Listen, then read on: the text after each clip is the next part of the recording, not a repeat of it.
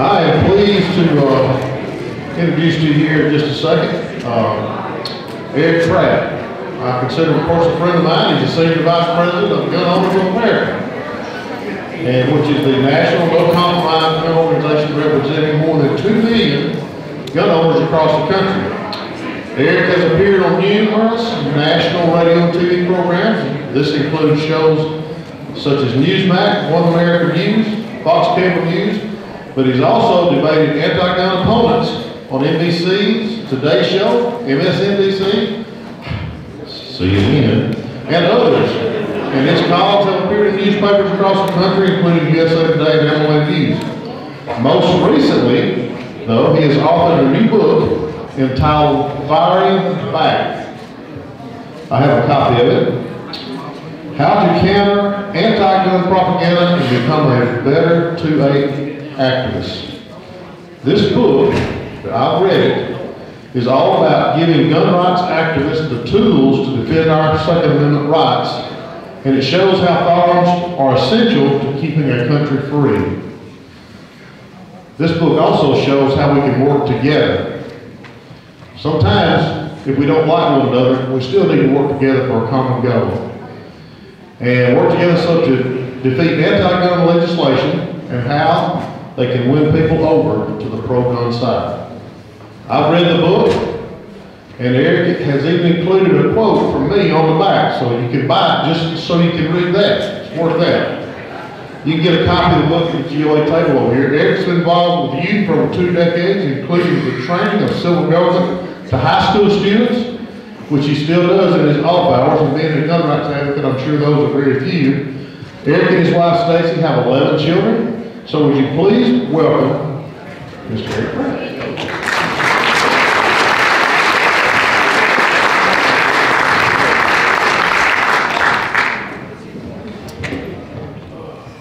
Well, thank you all. It is good to be here. Glad to see you all. I want to give a big thanks to Eddie Fulmer for inviting GOA here year after year. It's good to be here. You guys at BamaCarry are doing a fantastic job, and so speaking for gun owners of America, I can say it's been a huge pleasure to work alongside of you guys.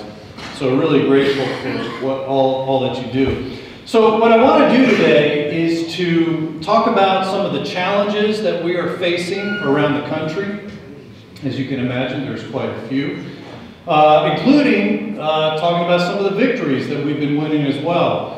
And while you may have heard about some of these things already that I'm going to talk about, I really want to channel Paul Harvey for you. If you're my age or older, of course, you remember Paul Harvey, right? Whenever he would finish his podcast, he'd always end it by saying, "And now you know," finish it. Exactly right. So what I want to do today is give you the rest of the story, okay, to a lot of news items that you might have heard about, or even some that maybe you haven't heard about. But like many things, really there's more to the story, more than what meets the eye. And hopefully this will be an encouragement to you. So if you're feeling perhaps somewhat defeated or frustrated because up in DC the inmates are running the asylum, I hope that what I cover is going to encourage you today. You know, at Gun Owners of America, we frequently hear people say things like, you know, what difference does it make to get active and to vote? No matter what we do, whether it's the Congress or the state legislators, they're going to pass whatever they're going to pass. They don't listen to us. Why do we even bother? Well, for starters, I want to let you know we are actually winning a lot of battles all around the country. And so that's one reason right there why it's important to be active and it's important to vote, because elections do have consequences. But think about it. The anti-gun Democrats right now up in DC, they control the White House, they control the House and the Senate. So in theory, they should be able to pass and sign into law anything they want. But you know what? We've actually been able to stymie Biden and Schumer time and time again, and so much so they're getting extremely frustrated with us. And that's good news.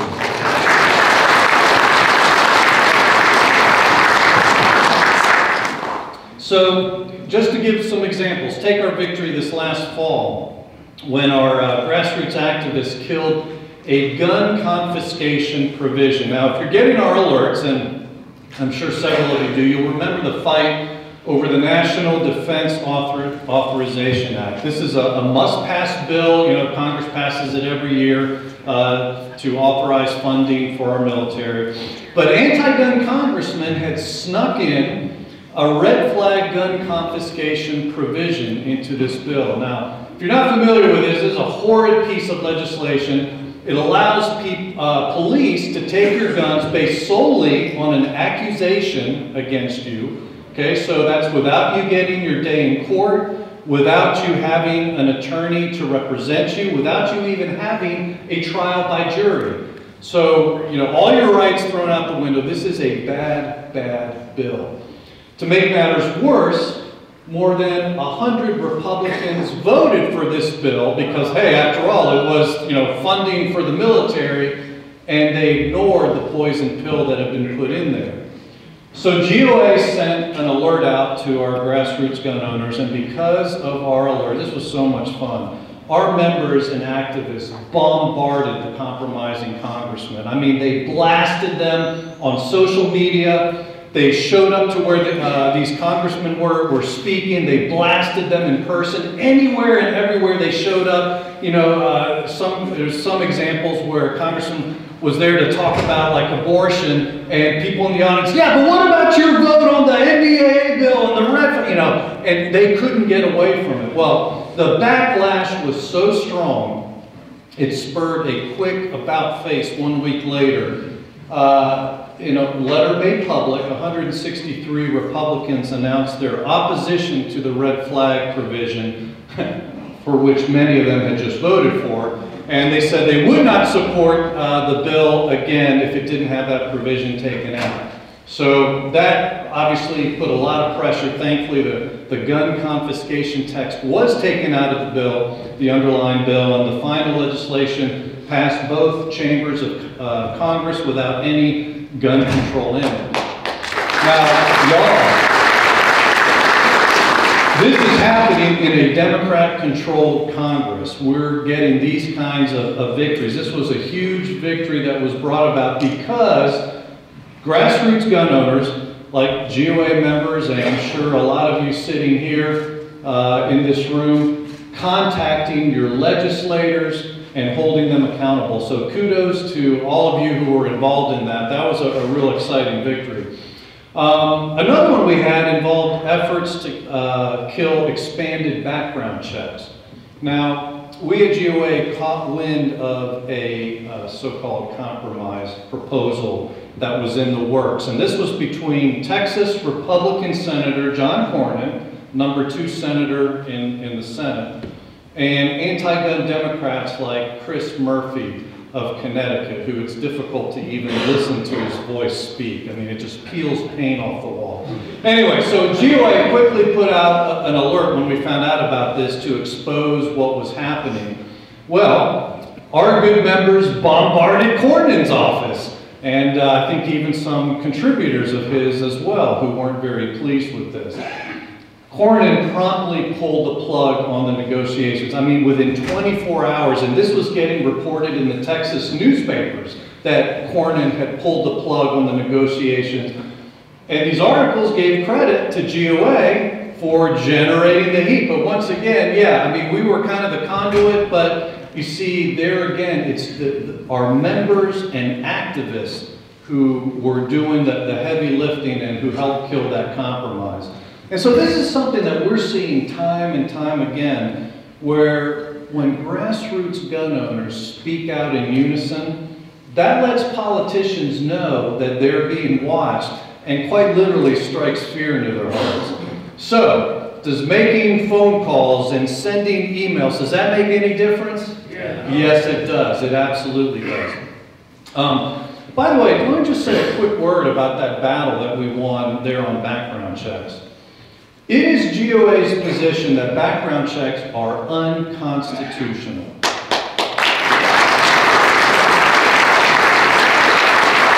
That's one reason we're so glad to work with BamaCarry, because we know you guys agree with that.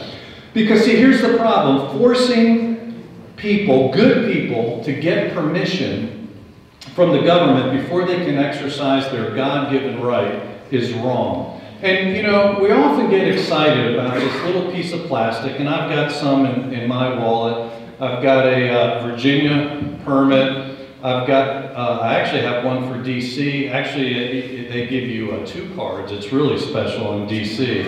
I'm one of the few that has have one in Pennsylvania, and I'm getting some more because I travel to other places. And anyway, you know, we get excited about having these. I have several of them. I know you all do too. You know how I know? I know because statistically speaking, Alabama has the highest rate of concealed carry permits in the nation. So y'all should give yourself a hand for that. But guess what? You're applauding an infringement. Oh, I tricked you there, didn't I? Because it's government bureaucrats giving us permission to exercise a God-given right. It's the same thing when you're buying a gun and that NICS background check. Anybody here under 28 years old, raise your hand with me. All of us under 28, raise your hand. Yeah, us 20. There's a few in the crowd. Well, sadly, in your lifetimes, you've only experienced infringement when it comes to buying a gun because we lost freedom that you guys never got to experience. Before 1994, in most states, you could buy a gun without the government screening and registering you first. And now we find that the ATF has nearly 1 billion gun owner records. I mean, this is not good. That's billion with a B. That's terrible. Now, as for the NICS background check, or the Brady check, our government has put itself in the position of deciding who can get a gun. And of course, Lord knows that check doesn't stop bad guys from getting guns, right? But this prior screening does reduce our rights to privileges instead. It's a privilege that can be abused, and it's a privilege that does get abused. But here's the underlying problem. This is something I alluded to a moment ago. Our rights aren't given to us by government. That's right. Right? What did our founding fathers say in the Declaration of Independence? That everyone is endowed by their Creator with certain unalienable rights. You see, our rights are given to us by God, and that's what makes our rights unalienable. And I know that's not a word that we normally use on a day-to-day basis, but it basically means something that can't be revoked, something that can't be diminished in any way. So our rights can't be treated as privileges, and that's why, in keeping with that, what does the Second Amendment say about our right to keep and bear arms?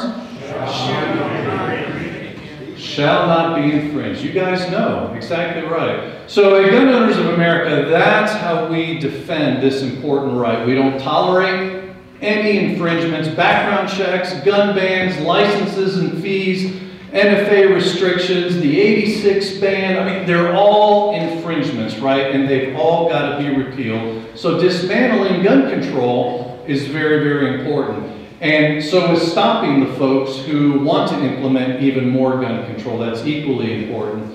Which is why, getting back to our battle with Senator Cornyn, it was so important for the grassroots activists to get him to stop trying to expand background checks to cover more and more private sales. And so we did. We were successful with that. So hallelujah, that was a great victory. But you know, perhaps the biggest victory that we've had during the Biden time was the defeat of David Chipman's nomination to head the ATF. And you guys remember this, right? I mean, it was obvious how bad Chipman would have been for the Second Amendment. He's a career gun control lobbyist. He wanted to unilaterally use the power of ATF to ban AR-15s and the like. He's a former ATF agent. I mean, the list just goes on and on and on. But gun owners made so much noise to key senators that even liberal outlets like NPR and the New York Times were crediting GOA members as a reason for the nomination being withdrawn. I mean, there was so much backlash that even some Democrat senators were telling Schumer they couldn't and wouldn't vote for Chipman. So this was a huge victory. Really, it can't be overstated. And you know, it was grassroots gun owners that made this happen. Because again, you know, the Democrat Senate, theoretically, they should be able to just ram through anything they want, but the fact that we're winning battles is evidence that they're hearing a loud outcry from the grassroots. Now, I do want to spend some time talking about things that are going on in the States, but before I do, I should just mention two more battles that we're fighting at the federal level against the ATF, one of which we're involved with BamaCarry. But both of these are super important battles. The first one relates to the ATF registry that I just mentioned a few moments ago. This is not a new story, obviously. I mean, Gun Owners of America and other groups, we've been warning people for decades about the different ways that ATF is getting their hands on the 4473 forms that gun buyers fill out. And of course, we've pointed out that this is a huge, huge problem. But last year, this got taken to a whole new level. GOA is actually the group that leaked this story. We discovered that the Biden administration had accumulated 54 million gun records just in that 1 year, last year. So Representative Cloud of Texas then took that information, and with 51 other representatives, they demanded an accounting from the ATF. Well, what they got back from the ATF was beyond anything that we could have ever imagined. Biden's ATF, and this was a stunning admission, they admitted they had nearly 1 billion records in their possession, and 94% of them were already in digital format. I mean, this is bad. Now, obviously, this is gun owner registration, and that's a concern because registration is often the first step to what? Confiscation. Yeah. So, you know, just to close the loop on that, just think about the 40 million pistol-braced firearms that Joe Biden is getting ready to ban. We'll get the finalized regs this coming summer. But early reports are, if you own one or more of these 40 million weapons, you'll either have to destroy them, surrender them, or register them by paying the tax. Or if you don't like those choices, your only other choice is maybe to have a fishing accident. I was talking to Eddie last night, and he said, you know, gun owners make the worst boating operators. Yeah, we do, buddy. Well, let's say, theoretically, you have one or more of those guns, right? Well, will the ATF know that you have it? It certainly helps them that they have this database of 1 billion records, because that provides them the names of gun buyers as well as the types of guns that they purchase.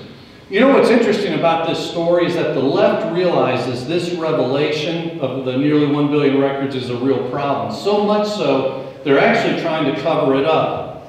I know this is going to shock you, but USA Today has these fact checkers that are more like fact suppressors. I mean, they're fake news, right? And I know that doesn't shock you to say that. So anyway, they've teamed up with Facebook, USA Today has, and surprise, surprise, they're trying to suppress this story. So we at GOA, we posted this story on social media, and wham, the Facebook censors flagged our post as being supposedly misleading.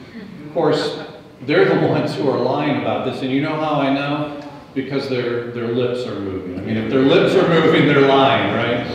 So let me just give you a few examples of what they're saying. For starters, they say the ATF only has hundreds of thousands of records. They say this several times in their article debunking our article. Now, that would be bad enough, hundreds of thousands of records, but even the ATF themselves, in their response to Representative Cloud, admitted that it's hundreds of millions. So these fake news fact suppressors couldn't even get the facts right from what ATF admitted. I mean, it's really stunning, the incompetence or the lies. But then they said that this was good. The ATF wouldn't register gun owners because that's illegal. Wait, just let that sink in. Yeah, a government agency would never break the law. What? There's gambling going on? Yeah, famous movie, right? So I'm shocked. Yeah, shocked that that would be happening. The last thing they were saying, the fact suppressors claimed that while the records were being digitized, that doesn't mean they're searchable. You know, I mean, the things that they're expecting us to swallow. So anyway, let's be clear, setting all that aside, this is obviously gun owner registration. It's a violation of federal law. And we're working with certain congressmen there in DC to fix this, to demand the destruction of these lists. Of course, we may not see anything really happen on this till after the next elections, which is why the elections in November, as you can well imagine, are super important this year. I mean, it is every year, but boy, is it important this year. I hope you all are registered to vote. Make sure that all the, you know, your pro-gun family, your pro-gun friends get to the polls. This is not an election that we can sit on the sidelines. Anyway, with a new Congress, we hope to end this registration scheme. And of course, what I would like to see, I would like to see them destroy these records and then take the computers that they were housed, the information was housed in, and drop them in the middle of the ocean. I mean, that's what we need to do.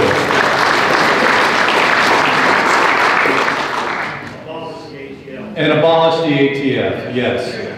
So that's one battle that we're fighting against ATF. The other is the one I alluded to before, the challenge to ATF's bump stock ruling, which is a battle where BamaCarry has partnered with us, and we greatly appreciate that. Right now we are preparing our appeal to the U.S. Supreme Court. I'll tell you, we were this close to winning at the appellate level. We actually won our case before a 3-judge panel. Of course, the ATF appealed it to the full circuit in the 6th Circuit Court of Appeals, and the full circuit tied at 8-8. Now, you know what happens when a full circuit ties? It would be nice if they would go back to the previous 3-judge panel, which we would have been like, yay, we win. No, it goes back to the district court opinion, and in that case, it was an anti-gun decision. So that's what we're stuck with at this moment, so that's why we're now appealing to the U.S. Supreme Court. And what's really exciting about this is that there's actually some interest amongst the justices on the court for taking a case like this, because our case actually, in a much broader sense, challenges the notion that a federal agency can disregard the law, even acting in violation of the law, to impose its own regulations which can send people to jail. I mean, that, if you think about it, I mean, that's the definition of tyranny right there. Now, if you have any legal geeks in the room, you know I'm alluding to the Chevron deference that's named after a case. And so you've got justices like Neil Gorsuch, among others, who think the Chevron case was wrongly decided, and so they want to take that up again. They want to revisit the issue. So our bump stock case, our little old bump stock case, could end up being the perfect vehicle for them to address that. And of course, we would be greatly benefited by a court that would rule either 6-3 or 5-4 in our favor on the issue. And it would benefit us in other ways too. I mean, since, as I just mentioned, ATF is also looking to ban 40 million firearm braced pistols. I mean, closing the door on ATF activism, that would be huge, and that could all come about as a result of this case that we're involved in. So anyway, stay tuned on that. We'll be talking about this in our email alerts, which, by the way, you can sign up for free at any time. Go to our website at gunowners.org, and you can sign up for free, get our email alerts. All right, so that's the federal report. Let me just switch gears and talk about a little bit of stuff that's going on in the states. Anything happening in the states? Yeah. Well, for starters, Eddie mentioned it. We've got constitutional carry on the docket here in the state. That is awesome. BamaCarry is all over that. GOA is all over that. We're rallying the grassroots together. We want to see Alabama become the 22nd constitutional carry state. That would be awesome.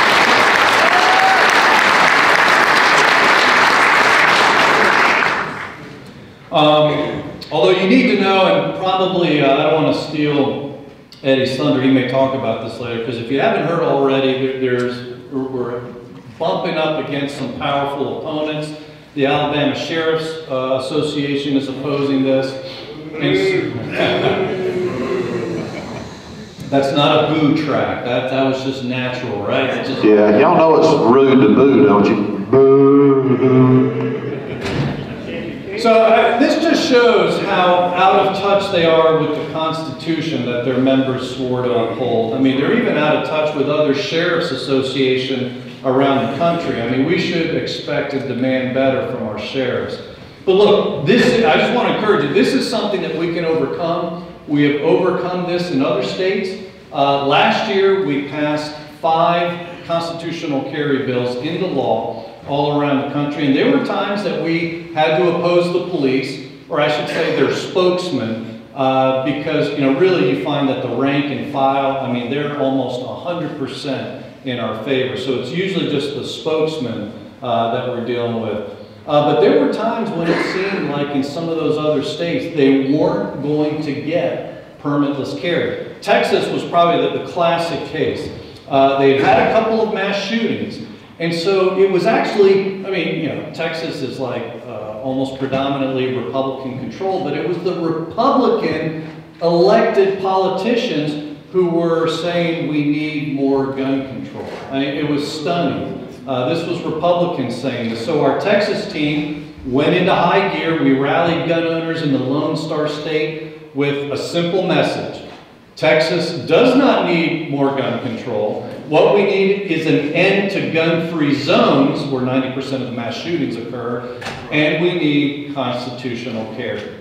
Well, so that was our message that we were pushing. GOA's team also worked closely with the author of the permitless carry bill. We mobilized the grassroots every step of the way. We got people to show up in person to testify. We got thousands more people to make phone calls to their representatives and senators demanding constitutional carry. I mean, there was an opposition, but we completely overwhelmed them, thank God, every step of the way in this process. And then, I mean, this is, you know, more backstabbing here. The lieutenant governor tried to force watered-down substitutes for our constitutional carry bill. So we ginned up the grassroots again. They bombarded Senate offices and they said, no way, we want full, unadulterated, if I can use that word, constitutional carry. Do not weaken it. Do not support any weakening amendments. Well, in the end, our bill prevailed and we passed a strong permitless carry law in Texas. But I tell you, I mean, the grassroots had to fight for it every step of the way. But really, that's the point, and that's my point, that if we, you know, when we stay active, we win. But we've got to stay active. We did it in Texas, and Lord willing, we're going to do it here too, Eddie, right? Amen. So, like I said, we helped enact several constitutional carry laws. We passed some Second Amendment sanctuary laws in more than half a dozen states last year. This is amazing. As of now, you know, as of today, more than 60% of the counties in this country, and that includes some states in their entirety, but 60% of the counties have told the federal government they will not help them enforce gun control. That's awesome. That is a great statement. That is a huge rebuke to Joe Biden.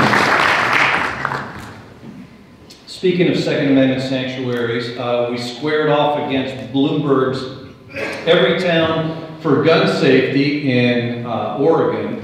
Everytown and a county commission in the state are attempting to undo a citizen-passed Second Amendment sanctuary ordinance. So GOA came into the state to defend the measure, and ultimately the court sided with GOA and sent Bloomberg packing back to New York with a big loss. How awesome is that? I love it when we spank Bloomberg. Well, okay. The case is on appeal now, but we're winning, and so that's an important case because if Bloomberg can use the courts to strike down these laws, it'll kill the Second Amendment sanctuary movement. I mean, like a set of dominoes, we will see these laws overturned. And of course, that could doom efforts in other states, including here in Alabama, which, by the way, you all have a Second Amendment sanctuary bill in this state, and it's worthy of support. The legislation has some penalties for state officials who would enforce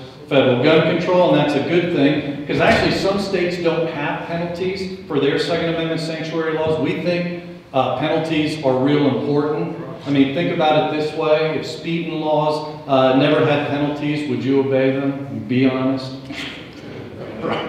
So this is why it's important to include penalties or defunding for agencies that would even think about helping Joe Biden's ATF enforce gun control. We're working in Wyoming to pass a bill that could send people to jail for a year if they help enforce gun control. It'll be, in that sense, the toughest in the nation.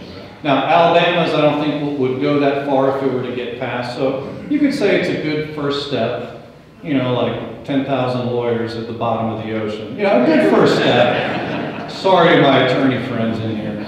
Anyway, back to Oregon. That victory there in preserving the Second Amendment sanctuary is huge.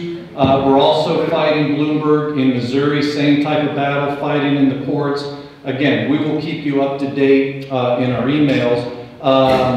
So, you know, again, sign up at gunowners.org because we need you. The more people that we have, the louder voice we have in Congress, the louder voice we have here in Montgomery.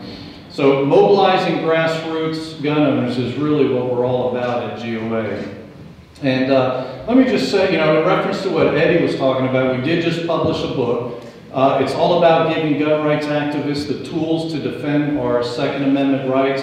For starters, the book spends a good bit of time shooting down the most frequent anti-gun myths that are out there. But not only that, it really focuses heavily on how important firearms are to keeping a country free. So I use a lot of examples from other countries showing how disarmament can lead to tyranny and genocide, but also how guns in good people's hands have rescued people from official oppression, even in our own country, not only in our history, but even in recent years.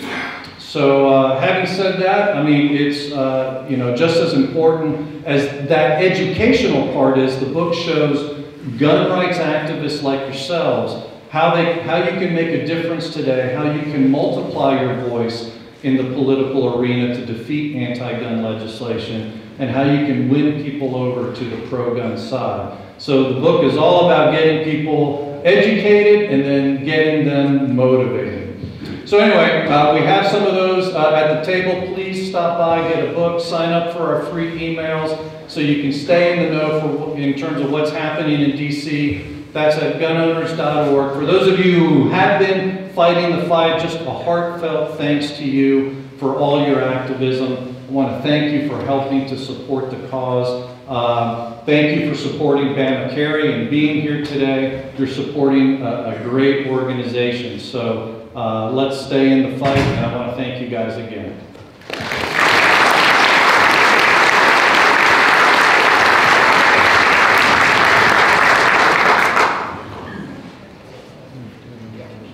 Eddie, all my permits fell to the ground. I'm just glad that you've been over to get them, not me.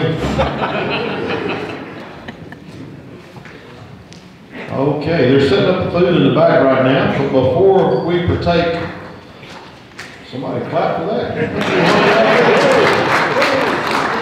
I want to introduce you to a guy today that I really saw in person today for the very first time, and the first thing went through my mind is, if I'm ever in trouble, I hope he's on my side. Okay? Brandon Keith Gerald is a native of Birmingham. He's lived here for the majority of his 39 years. He graduated from Ramsey High School and went to Jacksonville State University and majored in exercise sciences and wellness with a minor in business management.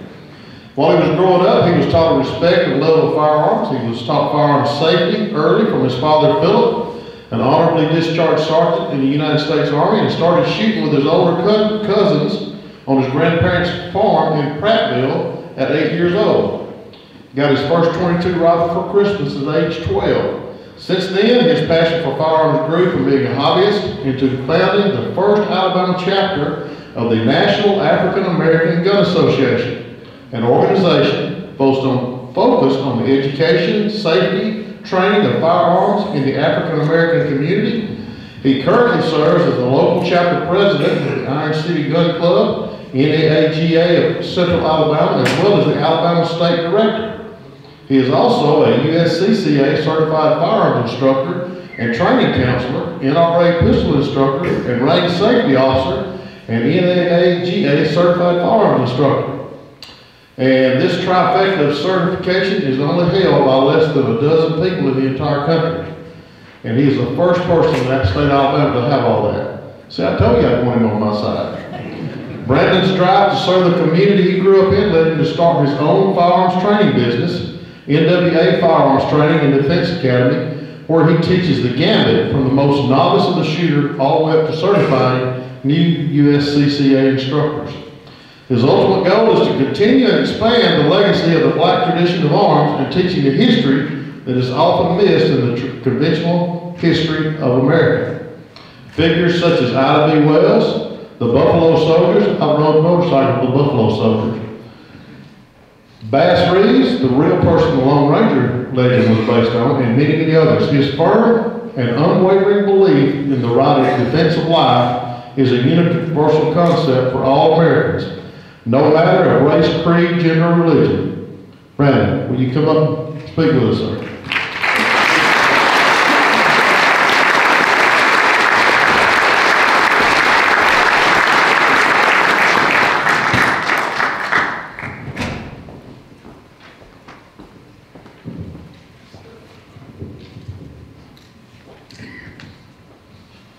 Ooh, this is weird, this is weird, this is weird.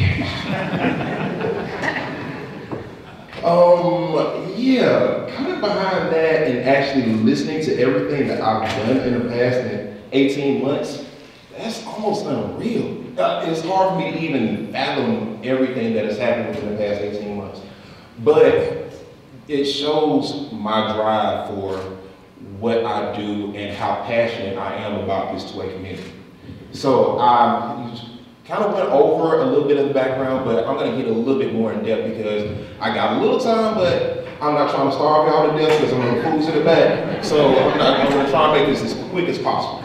So, like you said, growing up in Birmingham, Alabama, I spent my summers in Prattville with my cousins. I'm the youngest cousin. So you know how you treat whether older brother and sisters is like the same thing as cousins. They're gonna bully me or whatever, how you can't do this, you can't do that, whatever. So I was always the one following behind. I wanna do it too, I wanna do it too.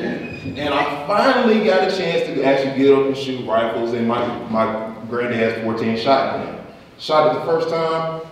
How many of y'all remember shooting the first shotgun for the first time? How'd it feel? Kind of crazy, right? With me, I fell in love with it. I was like, ooh, I felt the power. And then after a while, I was like, okay. Once I actually got to learn as far as going hunting and stuff like that, that's when I really developed my love for firearms.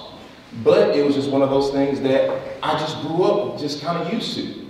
My dad was he was a sergeant in the Army, honorably discharged, and every day when I woke up, right above my fireplace was a World War II rifle that was owned by my grandpa. So it was just a part of my life that I just thought, everybody does this, right? Like this is not unusual because I hadn't seen anything different. But I had to come to terms and realize that in the African American community, that's not the norm.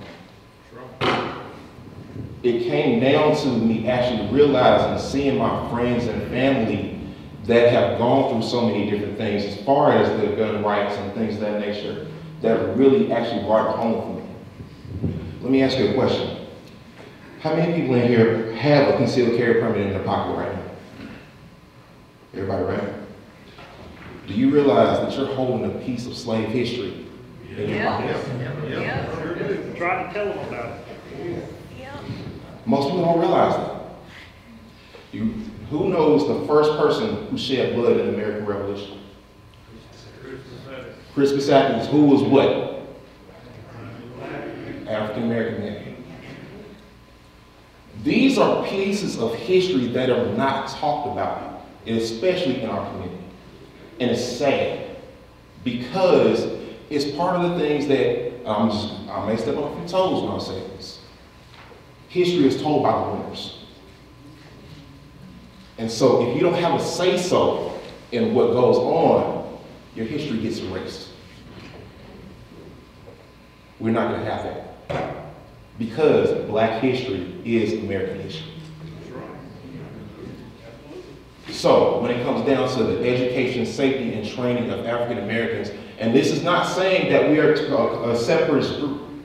By any means, any person that is willing to come in and help our cause, because again, the same problems that affect our community, you see it on the news, you see it on the TVs, it's nothing that is so far-fetched or so far distant from your normal everyday life that you don't see it. Myself and my team, and also with the national team, have come in to say, enough is enough.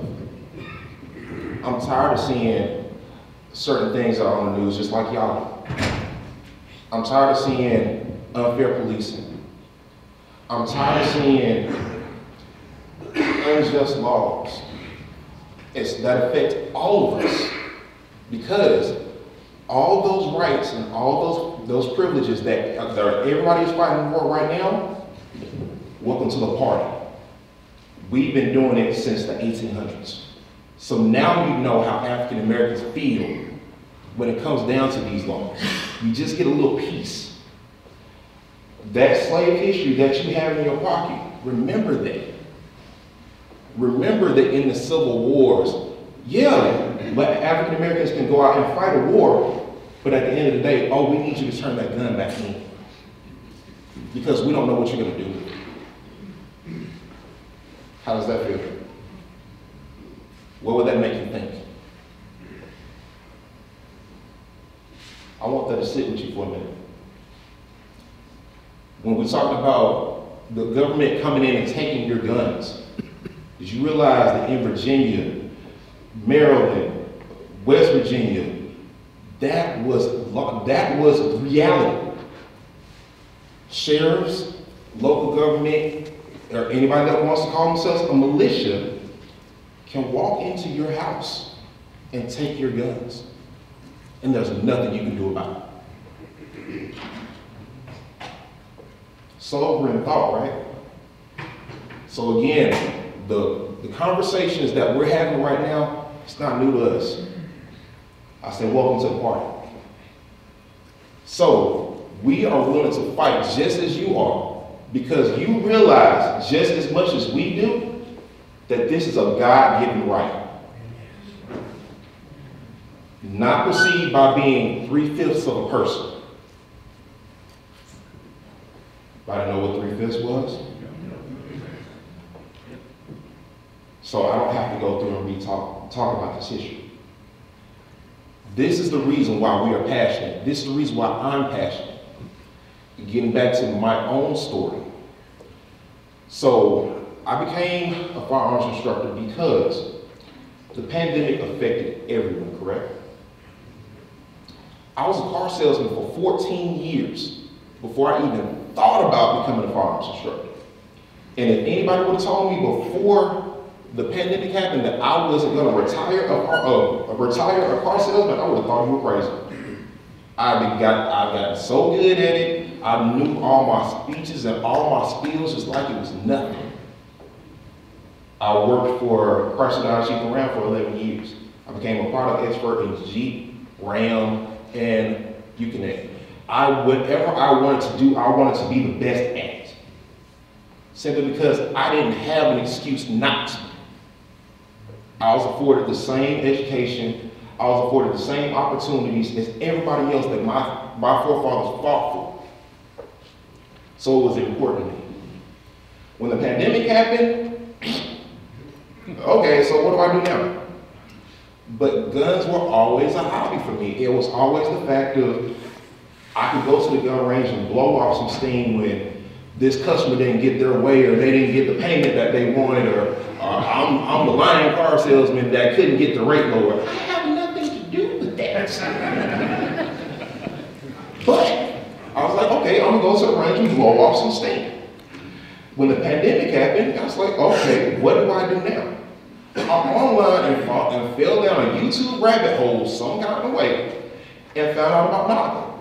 And I said, National African American Gun Association that has my same thoughts and feelings and everything, all of my same beliefs. Okay, cool, where do I sign up? I went on, signed up nationally, and then I said, okay, this is Alabama. Guns are everywhere. It's got to be a chapter around here somewhere. Come to find out there wasn't one. So I'm forced with two options. I either A, drive to Atlanta to our home chapter, Bass Reeves, which would have been cool and everything, but I also looked at the fact of option B. I live in Birmingham, Alabama, a population of 79% African American. I'm looking at the fact of not having this resource that could possibly save somebody's life. So I sat there for a minute, and then I called one of my friends at the time. I said, hey, you want to start a gun club? Well, backtrack. Hey, have you ever heard about NAGA before? No. I sent them to the website. You want to sign up? Yeah, let's do it. Okay. Do you want to start a chapter in Birmingham? Yeah, sure, let's go. So, that night, once I made that decision, I had to have an honest moment with myself. I said, are you ready to take this on? Because there are going to be a lot of detractors. There are going to be a lot of people that don't understand. There's also going to be a lot of work that's going to be involved. During that time, I just sat up and I thought, and I thought, and I thought, and I doodled, and I doodled, and I doodled, and I doodled, and I couldn't think of anything else.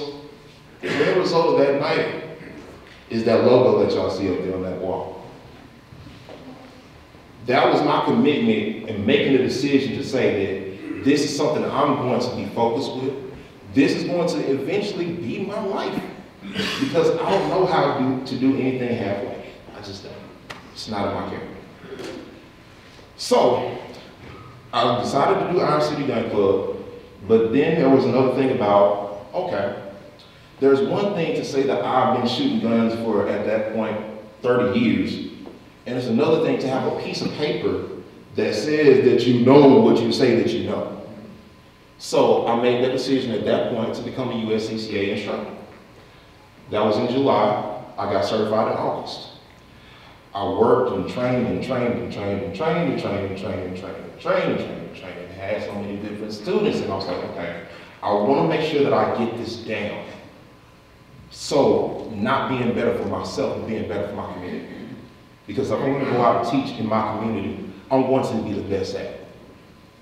So I went from there. USCCA actually sent out an email saying, okay, we're looking for training counselors.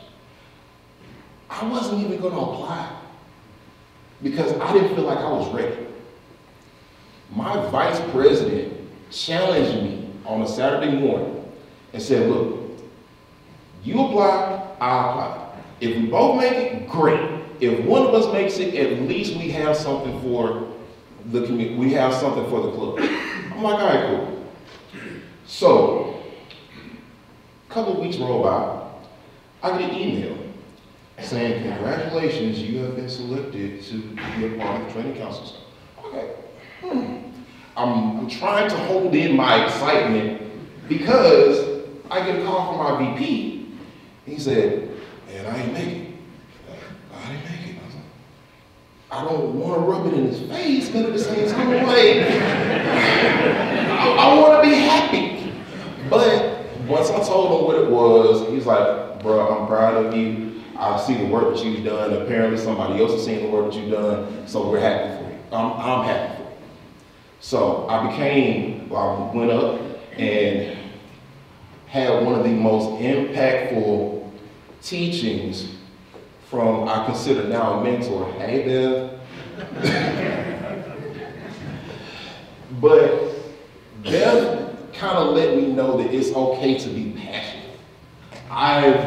Even though I'm 6'3", 260, and like you said, somebody probably wouldn't want to, I probably would be on the side, but when I got to see her passion and how she taught, it let me know that me being passionate is okay. As big and tall as I am a crybaby. I'm not gonna lie, because I get so emotional about what I do.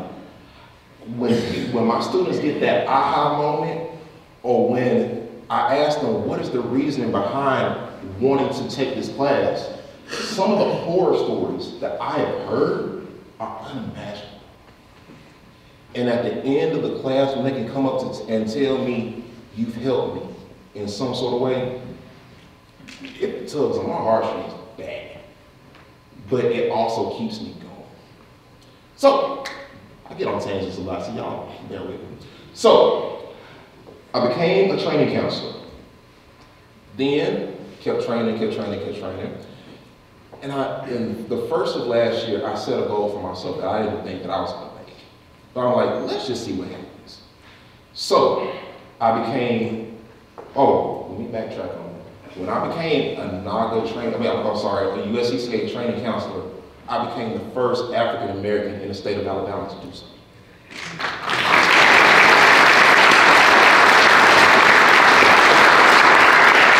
Which is cool, but I look at the fact that it was 2021 when that happened.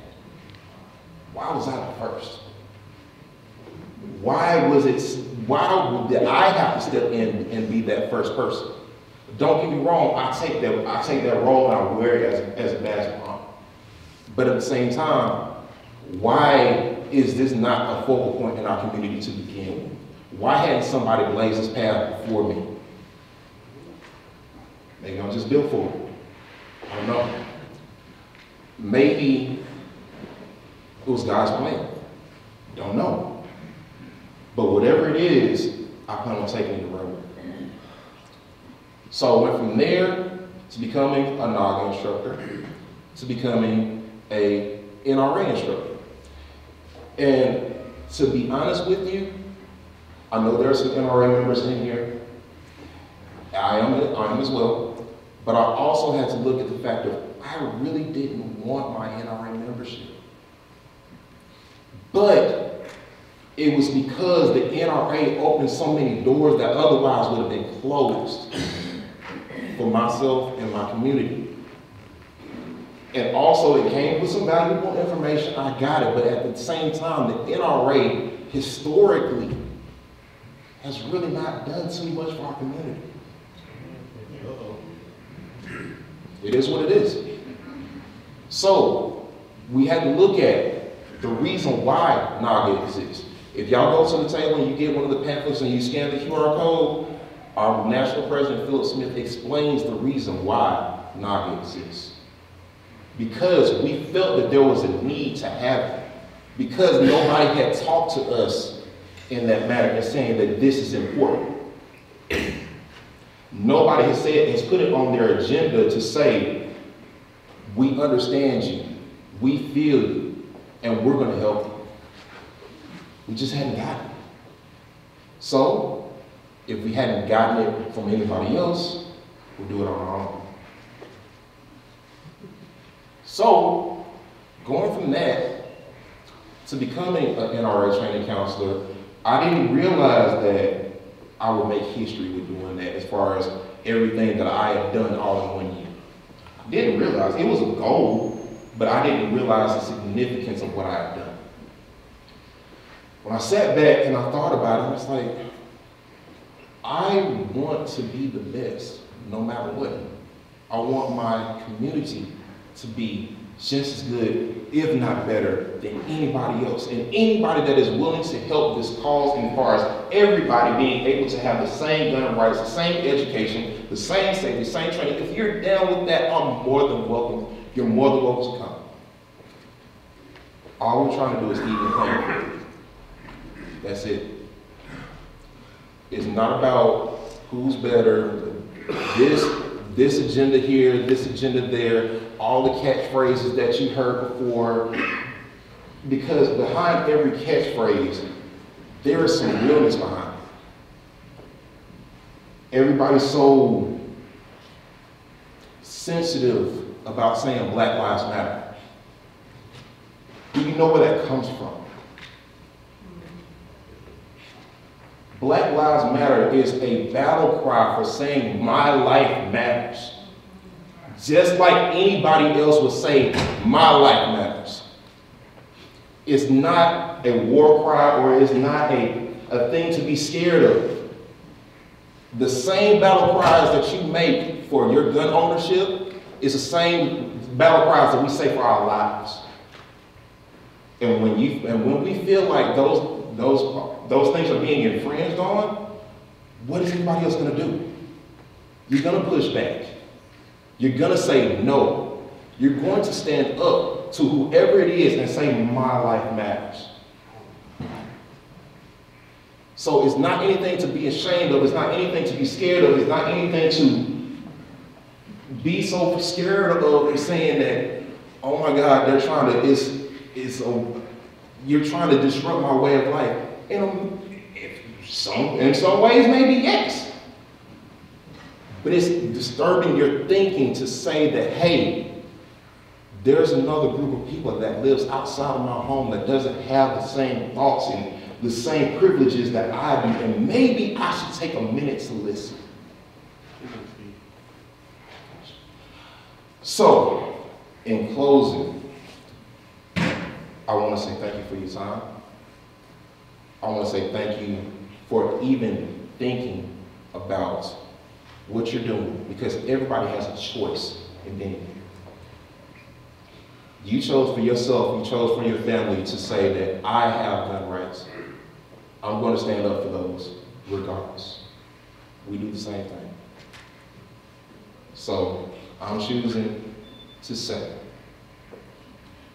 Black Lives Matter. My life matters. Y'all have a good day.